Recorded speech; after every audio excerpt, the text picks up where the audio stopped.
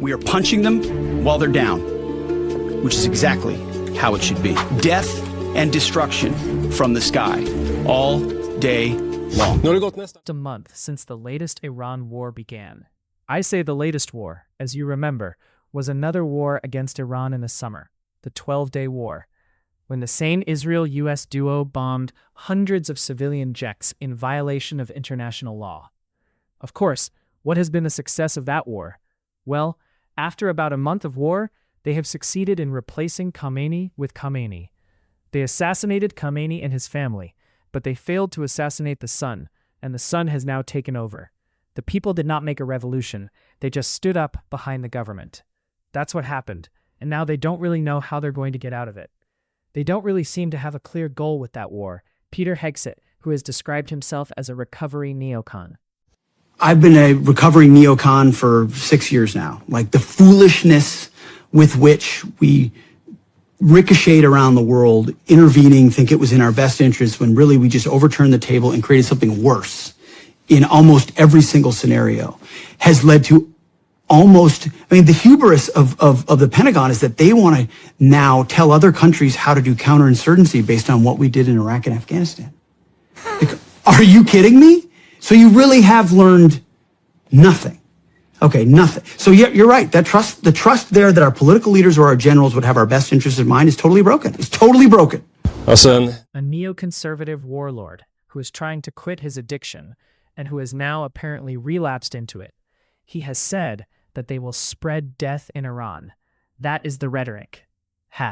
Iranian leaders looking up and seeing only U.S. and Israeli air power every minute of every day until we decide it's over. And Iran will be able to do nothing about it. B-2s, B-52s, B-1s, Predator drones, fighters, controlling the skies, picking targets. Death and destruction from the sky, all day long. We're playing for keeps. Our warfighters have maximum authorities granted personally by the President and yours truly. Our rules of engagement are bold, precise, and designed to unleash American power, not shackle it. This was never meant to be a fair fight, and it is not a fair fight. We are punching them while they're down, which is exactly how it should be.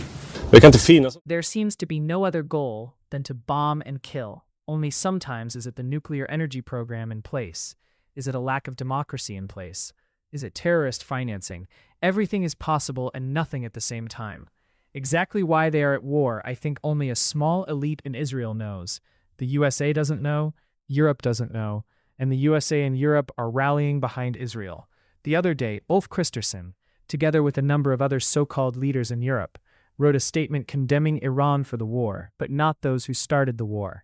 So Iran should have no right to defend itself when they are exposed to an illegal war of aggression. You should also know that there are no people in Europe or the USA who want it. There is war all over Europe. Public opinion is clearly negative. Even in the USA, public opinion is clearly negative. They know what the war costs them. It is the people who pay for the war. Then there is a small clique that profits from it. So the USA doesn't want the war. Europe doesn't want the war. At least if you look at our populations, what our leaders say, that's another matter. Who really wants the war? Iran doesn't want the war either. They were at the negotiating table both this summer and during the winter when the USA chose to start the war. The only ones who seem to want the war is Israel and possibly exiled Iranians who have left their own country and who demand that Israel drop bombs on Tehran and other cities. It's easy to say if you have left the country and then cheer for a bomb squad, but who really wants the war? Extremely few people want the war. It meant that when I speak for it for my policy, then I represent a majority of the Swedish people. All 8 parliamentary parties that are behind the war. The representatives' minority, Alternative for Sweden, represent the majority in that case.